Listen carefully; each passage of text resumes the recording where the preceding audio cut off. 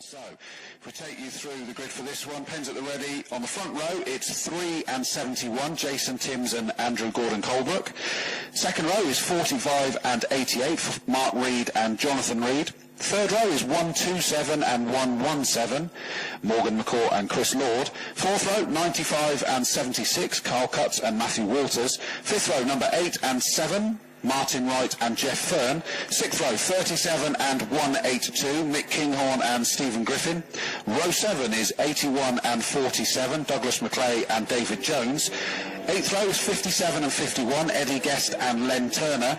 Ninth row, 75 and 888, James Gordon-Colebrook and Ben McGee.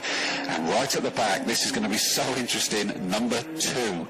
On the 10th row alone is number 2, Jeremy Timms, the victor from the first race, and he looks so quick, but he's starting right at the back, so watch him fight his way through, but those at the front are going to be trying to pull away as much as possible, especially Andrew Gordon-Colebrook. Hopefully Jason Timms' car is sorted. It didn't sound too healthy, did it? But he starts on pole position for this one.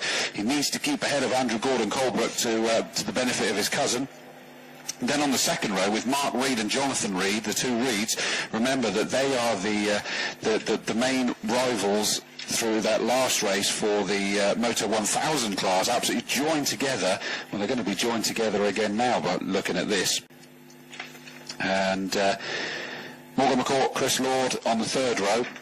Where do we get to the first of the 1800s? That is, Chris Lord is the first of the 1800s, and directly behind him will be Matthew Walters, number 76. And I got a recollection that he had a problem in that first race, but I can't quite remember. Jeff Fern, number 7, is the lead of the 1600s on the grid by quite some way, actually. He sat there in 10th position, and it's not until we get to 15th on the grid that we have Eddie Guest is the second in the 1600s. So Jeff Fern will be hoping to turn it into another victory for himself. So it will be a 15-minute race, and certainly the likes of Jason Timms, his cousin, and Andrew Gordon-Colebrook in the number 71 Dallara are going to be trying to pull away as quickly as they can. But we have seen that Jeremy Timms has got the pace that he can, he managed to pull away in the end. So is he going to be able to fight his way through the pack and get himself up there with them?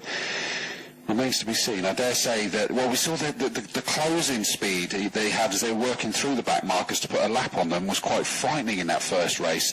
They sort of disappeared along Lakeside with quite a gap between him and the back markers ahead of him, and then by the time they came back over Hilltop, he got past them, was already pulling away comfortably, and that was a gaggle of about 5 or 6 of them, so it's going to be quite a lot of them that he'll be getting past before we even get halfway around this lap, I have no doubt. But Andrew Gordon-Colebrook in particular, his main championship protagonist, unfortunate year for Jason Timms with a lot of retirements this year, means that Andrew Gordon-Colebrook is his main rival in that Dallara, the number 71 car.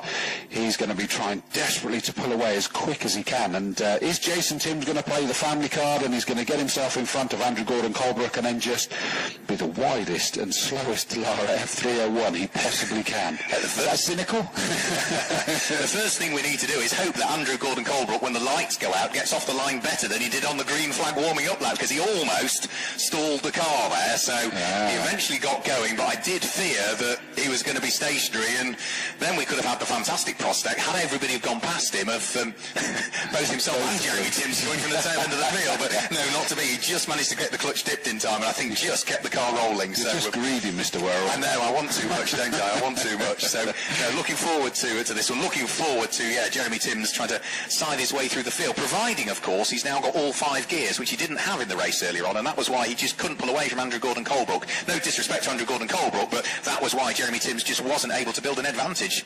Yeah, I'd forgotten that part, because that was quite amazing, because he did in the end pull away from him, but that was largely down to traffic, wasn't it, I suppose? When it was fight for fight, then I suppose he wasn't. But even so, that's quite incredible to do it in 1 gear and still do that. I've certainly seen it all year that he's got some incredible speed and driving skill in that car, so it's not out of the question. But well, the Timms family are a fundamental part of monoposto racing. Yes. If it's not Jeremy or Jason or Jim, as it used to be, of course, when was the last time I was discussing this at Silverstone with Paul Truswell? When was the last time we had a monoposto race that didn't have a member of the Timms family in? Must be years ago. No, it's always good to see. We shall have to pose that one to Rachel Lovett, won't we? And obviously we've got the Reed and Reed battle reconvening from row 2, haven't we? With That Lee Stone, as Jonathan Reed said, that Lee Stone's got mighty quick. Yeah, who's going to lead? Reed or Reed? Yeah. But yeah, because the Jedi, Jonathan Reed was expecting to be able to have that one under control, and he most definitely did not. No, he didn't read the script, did he? Oh, there we go. So I told you you'd be coming out with just as many. It's just taken a while, and he's just woken up. That's true.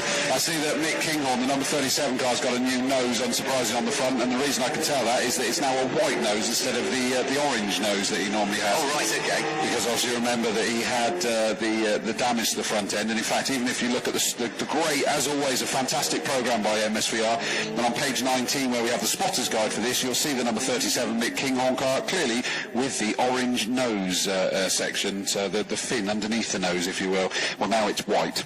I did spot at the restart of that second race as well. I didn't sort of mention it through commentary, but Matthew Walter's rear wing at the wheel of the Mygale was a little bit skew-whiff as well. So he was a car that started from the pit lane, I assume, because he sort of got caught out with that first sort of aborted start, and there might have been a little bit of contact which caused probably some rear handling issues for him over the course of that race. Hopefully that Mygale's now sorted as well. Potentially with Mick Kinghorn then. Yes, read it as you will. Front end damage to Mick Kinghorn, rear end damage to Matthew Walters, and I think they were largely in the same position on the grid, weren't they, for race number one. So cars just joining up on the grid now, ready for this second race of the day for the Monoposto 1800s, the Mono 1600s, the Mono Moto 1400s and Mono Moto 1000s. Jason Timms, the blue and white car on pole. The black car with its day glow flashes of Andrew Gordon Colebrook alongside will be conscious that he didn't quite get the revs to clutch ratio right at the start of the green flag lap. The red Lee Stone of Mark Reed alongside the silver Jedi of Jonathan Reed on row 2 of the grid, and row 3 of the grid is Morgan McCourt's red Lee Stone alongside the white Van Diemen of Chris Lord, who sits alongside him. Green flag waved at the tail end of the field, red lights are on, and when the lights go out, which they do now, fantastic start from pole position. 3 or 4 cars stalled on the grid by the look of things, but it is Jason Timms that leads. It's Jonathan Reed and Mark Reed side by side up towards Old Hall, and it's Jonathan Reed up into second position. Andrew Gordon Colebrook is going to pick the pocket of Mark Reed and get back through into third after a slow start. So Jason Timms leads, Jonathan Reed second. Yeah, and it is exactly that order, as you say. Back up into third goes Andrew Gordon Colebrook, so he's only lost to one place as they get onto the straight. And is he going to try and make a move on that Jedi? I said that the Jedi was... I got a feeling we had a slow in Jason Timms then as they just disappeared out of our sight there. I'm sure that I saw them suddenly jink to go round Jason Timms. Apologies if I've got that slightly wrong. It was out, literally could just see the tail end of them as they disappeared behind the hill, just out of our view. So we'll wait to see them come in. I was about to say that that Jedi had a fantastic start in the first start, the start that never was in the first race, and this is what you would expect from these Jedis, but he managed to do it again, and sure enough, that looks to me, it is the Jedi that is in the lead. So Jonathan Reed is in the lead. Second is now Andrew Colebrook.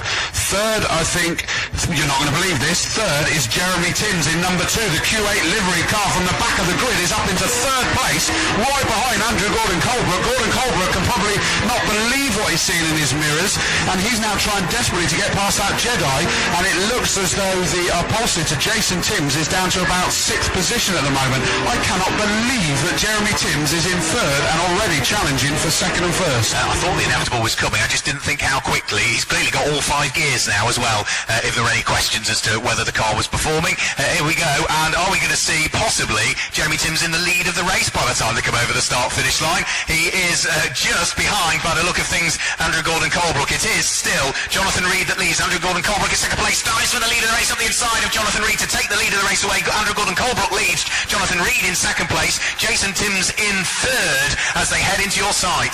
It's still all happening. It looked like the Jedi had managed to get back, but now sweep around the outside goes the Jeremy Timms in the car number 2, and he's about to make a move on Colebrook already.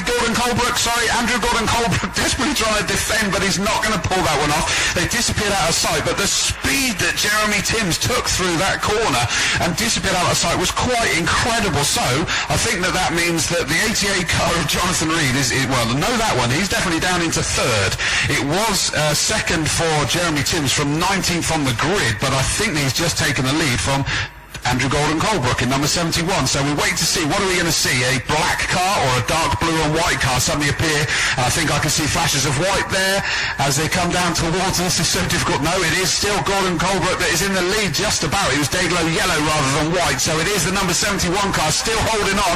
Here comes the defensive drive. The Team Throne Racing car is in the lead, but the Q8 livery car is just all over the back of him, heading up Clay Hill, still not managing to do it. Then we've got to get back to Jonathan Reed, the metallic silver Jedi, and just then a little bit further back from number 45, the red Leastone of Mark Reed. Now remember, those two are fighting for the class at the moment, but the lead is under pressure. Leeds very much under pressure by the look of things, and is Jeremy Timms going to be able to squeeze his way through at Lodge Corner? It looks as though he may well have done by the look of things, and as they come over the start-finish line, it is Jeremy Timms that leads the race. Andrew Gordon Colebrook now, car number 71, down into second position. What can you do about hanging on to the coattails of the race leader? Because if the charge from when the lights went out is anything to go by, Jeremy Timms should romp away into the distance. Jonathan Reed in third place, still leading his class Mono 1000 from Mark Reed in fourth place. Fifth place is the white Van Diemen of Chris Lord, and sixth, still circulating despite the fact the car has really gone off the boil, is Jason Timms number 3. Yeah, because I mean he's now running 10 seconds slower than his cousin at the lead, isn't he? And I know that there's every chance that Jeremy Timms would be quicker in that car, but not by that much. And it does look now, though, as though Timms is trying to close in on the 117 car of Lord. Now, of course, Lord is leading the 1800s class. So Chris Lord in his Van Diemen RF82 is he doesn't need to fight with Jason Timms. Remember, Jason Timms was our pole sitter. He sat there in 6th position at the moment, got his heart set on that 5th, but our leaders are coming down towards us. Jeremy Timms from 19th on the grid. It just took 2 laps for him to get up into the overall lead. Still second position, Andrew Gordon Colebrook, his main championship rival. Bit of a gap back to the squirming Jedi, number 88 there, just looking very wild as he came through this section, but in fairness, so did the Leastone of Mark Reed. And then we got a long gap back, and it is still the white car of Chris Lord, so still Jason Timms can't get in front of him.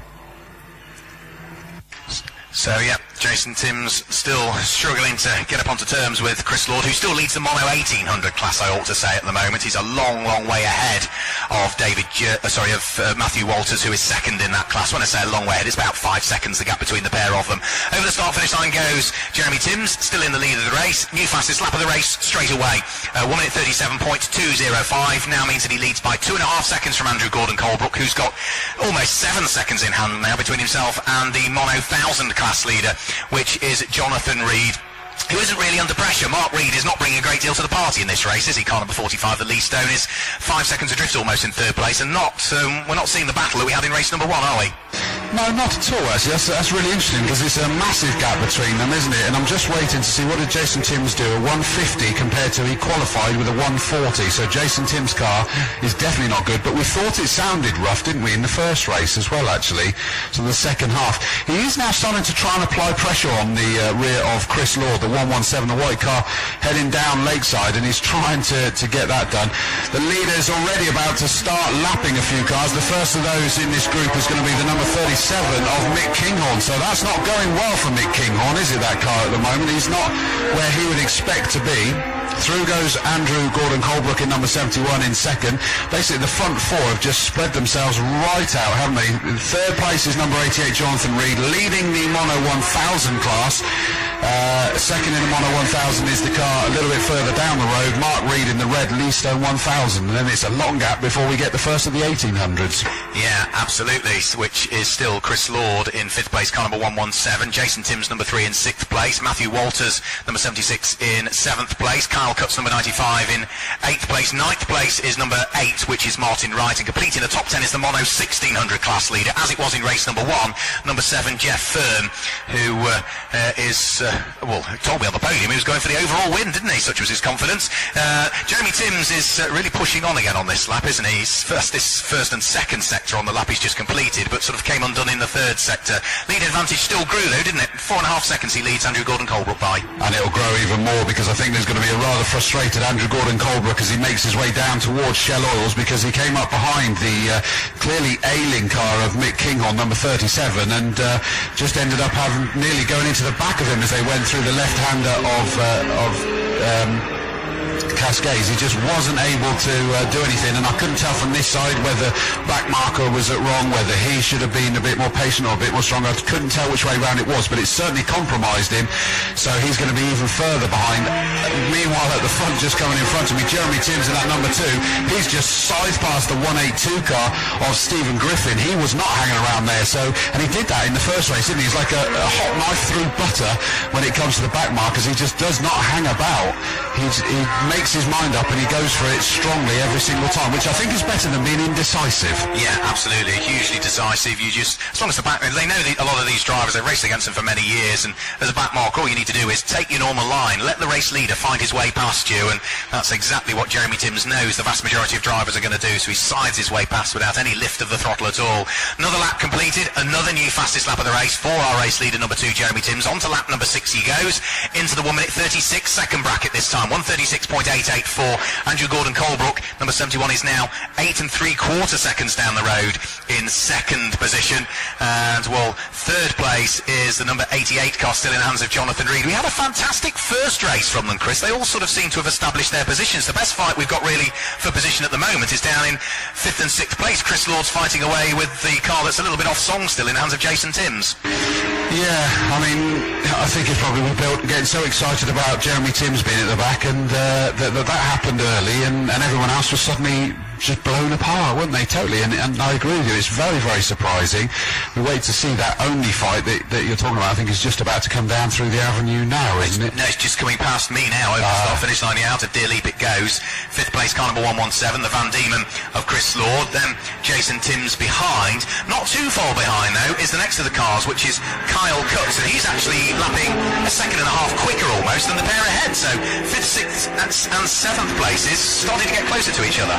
Goodness me, our leader just went through a couple of back markers there, and it was like an old Formula Ford style as he started going up Clay Hill, and I just can only assume that the driver didn't look in his mirrors, because he nearly pushed our leader Jeremy Timms on towards the grass, and I think even Jeremy Timms was a bit surprised. There was absolutely no need for that, so but he just about managed to drop his wheels onto almost the escape road, so he wasn't on the grass, he was just on another piece of tarmac, and then back onto the racetrack, and up he went over the crest of the hill.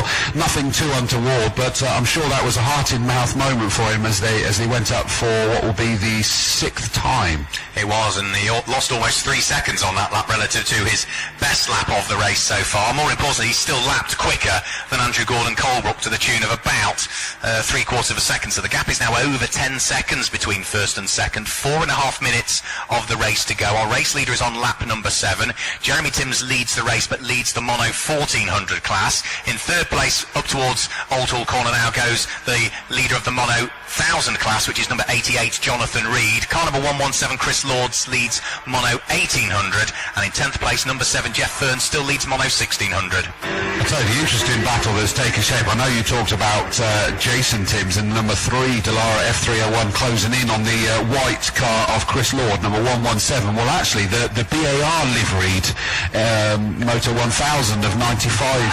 Oh, that's our leader's just spun in front of me here. Let me just make sure, that's just as he's exited. He's just run wide on the exit of Hizzies, and he's now just getting it straightened up. It's not got a great turning circle, this car, by the looks on that one, and he's now on his way, and Andrew Gordon Colebrook is now rather close to him, and as long as that was just a mistake rather than anything causing that, I wonder whether we'll see whether he's still got the gearbox issue that caused that to happen there.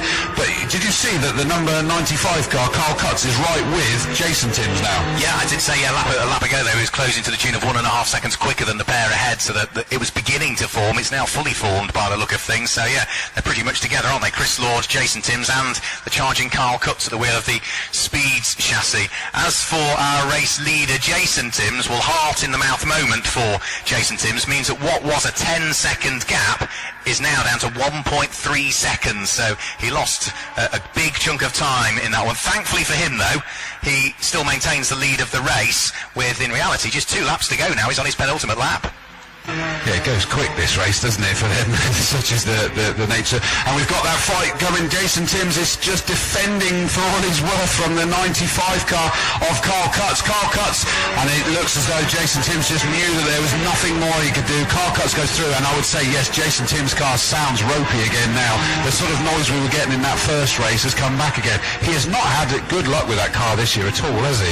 No, it's been a really difficult season. He had non-finish at round 2 of the championship, and that was the round that took place at Cadwell Park. He had a non-finish in round 3, which was on the Brands Hatch Grand Prix circuit. He then sat out the next couple of rounds at Brands because the car just wasn't working at all, so non-finished in the first and couldn't repair it for round 4 and 5. And he was back last time out at Silverstone, where he finished second in both of the races, but it's been 4 rounds where already, prior to this weekend, that the car just hasn't performed. And again, this weekend, it looks like it's another 2 races where points are being lost. I was trying to listen as our leader came through then, Jeremy Timms, whether he's actually changing gear, and I certainly didn't hear one, but then by the time I would have potentially heard him do one, the car behind him, Andrew Gordon Colebrook, was in my lug holes, so I couldn't really tell, unfortunately. Because that could you hear that if they suddenly have an issue with the gears, that it can force them into making a little bit of mistake on a corner, and whether that caused this spin. Yeah, absolutely. It may well have been, a gearbox-related issue that caused the spin. Lap time was a 1 minute 37.4. His best is a 1 minute 36.8. So he's starting to build an advantage again, despite the fact that Andrew Gordon Colebrook just posted his best individual lap of the race so far.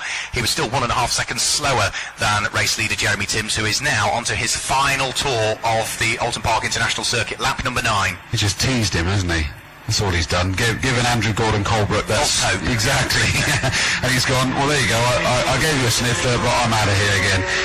That's cruel. Oh, and it looks like now the Carl Cutts number 95 is trying to move up another place now. So he's putting pressure on the 117 car of Chris Lord, and not managing to at the moment. Absolutely glued to the back of him. Oh, and it's very defensive driving there from Chris Lord. He's not prepared to give that up, even though that's not for class, is it? No, it's not. No, Carl Cutts runs in Mono 1000, Chris Lord runs in Mono 1800, so yeah, Van Diemen RF82 trying to keep the speeds at bay in the hands of Kyle Cutts, the BAR liveried machine. Let's just have a quick look at those two, because they'll be heading into my site up towards Lodge in a few seconds down. There's the white Van Diemen, there's the white and brown and grey and black Speed sitting, as you say, directly behind it, fighting over 5th and 6th position. Matters not for the championship points. And still, Jason Timms is not that far behind, and despite the fact the car's still got its mechanical woes. As for our overall race leader, Jason Timms, though, Jeremy Timms, he will be heading towards the checkered flag in a few seconds' time, and we'll be heading towards yet another victory. I think that's him through Lodge Corner now, up towards Deerleap he goes. Last lap board goes out now this time through. Clock's already on 0, but last lap board goes out this time through. So now, onto the final lap, goes Jeremy Timms. That's very weird. That's very odd. We assumed that was going to be the checkered flag that time, but they're giving him an extra lap this time, so that's nice. As he comes down through Cascades.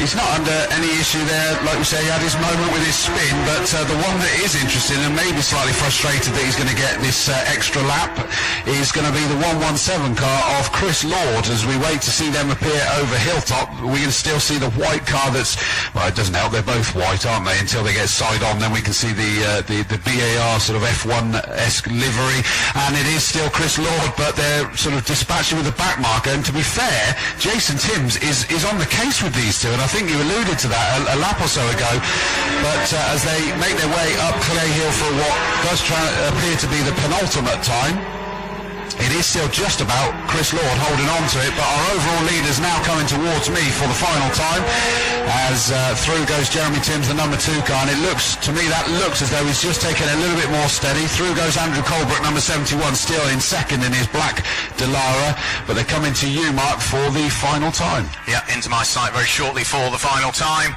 and it is certainly going to be, by the look of things, Carl Cutts looking to try and draw himself alongside Chris Lord at the same time as Jeremy Timms, or Jason Timms, is not too far away. And Carl Cutts here has got the inside line heading up towards Old Hall Corner. He's going to grab the position away. Yes, he is. Through he goes. Takes the place away from what is Chris Lord as our race leader. Overall, takes the checker flag. It's another win for Jeremy Timms, but we've got another lap to look forward to, that battle between the cars in 5th and 6th place. Carl Cutts, as we suggested, now up into 5th. Yes, and now that he's done it, he's pulling away. And in fact, if anything, I'll say that Chris Lord, the 117, the white car, is back into the clutches of our pole sitter Jason Timms, that blue and white Dallara F301, clearly still having his woes. Oh, big lock-up from Mick Kinghorn coming down towards us here. Didn't cause him too many issues. He was able to still turn right once he got to the first part of his lops down here. So through he goes, but we wait to see. I'm pretty certain that now that Carl Cutts 95 has made that move, he's just pulling away now. The good news for Chris Lord, it doesn't matter in terms of class positions. Otherwise he might be a bit aggrieved at the sort of additional lap coming in there after he'd defended so well. Although in fairness, I think that he'd actually lost it by the time he came across the line anyway, just about. So, but here they come. It does look like it's largely settled down. Even Jason Timms has fallen away from Chris Lord, because Chris Lord doesn't have to drive defensive anymore, does he?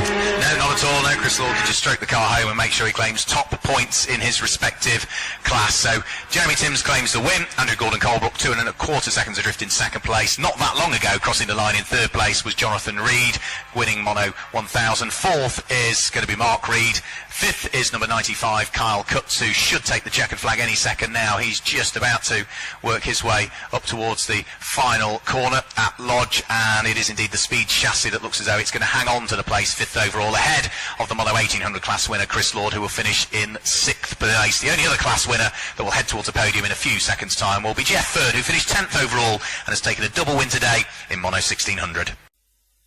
So it looks as though we've got our class winners that are making our way towards the podium, ready for their second podium presentation of the day here at Oulton Park. Rachel Lovett, who is the championship coordinator for the Monoposto Racing Club, I'm sure will be on hand to distribute the trophies. David Willey is nodding head, so he gets out of having to present the trophies this time through. We've lost one along the way, right, okay. Well, scooting them all up, it's Jeff Ferd busy chatting to Simon Davey, who is a man who's been heavily involved in the Monoposto Racing Club for a great number of years. So we've got, there we go, come on Jeff, there we go, still got the energy to run towards the podium. Let's get the drivers up. We'll do it in reverse class order, so we'll start with Mono 1600, onto the podium. We saw a win earlier on, it's his 8th class win now of the season. Jeff Ferd wins Mono 1600, onto the podium. Well done Jeff, congratulations, he receives his trophy from Rachel. The winner of Mono 1800, a bit like buses, these class wins, aren't they? You wait for one and two come along at once. Second win for Chris Lord, congratulations to Chris as he secures second victory of the day in Mono 1800. It's 2 out of 2 also for the Mono 1000 winner, Jonathan Reed. Congratulations to Jonathan. He makes it his second victory of the day, his second victory of the season in Mono 1000. But it's a clean sweep of victories, 9 out of 9 now in Mono 1400 for Jeremy Timms, who heads up onto the podium. And we've got one chap with camera, so let's get all of the top 4 on the top step of the podium before we start spraying the champagne, and then we can let the photographs be taken. Yeah, I know, you were keen in the first one, Jonathan, as well, so we've got the photographs being taken. Go on, we'll let you loose now, off you go. Champagne flies on the podium, and I think Jeff Fern's probably the loser in this at the moment. He's getting wetter than everybody else. We'll have to have a very, very quick chat. We'll just chat to the race winner, I think, because we're going to run out of time otherwise. Jeremy Timms. Jeremy, we knew you had to watch you coming through the grid, but from the back to the lead of the race in 2 laps. Yeah, I had a good start really, and got past quite a few at the start really, and just kept going and going and going. There's a few stalled and a few went wide, and I just found the gaps, and then suddenly there I was. So it was good start. Picked your way through. I hate to remind you about it, but tell us about lap 7 and Knickerbrook. Well, I don't know, it's driver error or the car's a bit handled a bit funny, but since the crash this morning, it was a bit loose on the back, and I was just over keen to get going really. So, but no, luckily I managed to get a good enough lead to get going again in the lead. Yeah. And keep that clean sweep of victories in the class. Yeah, keep going. Very well done indeed.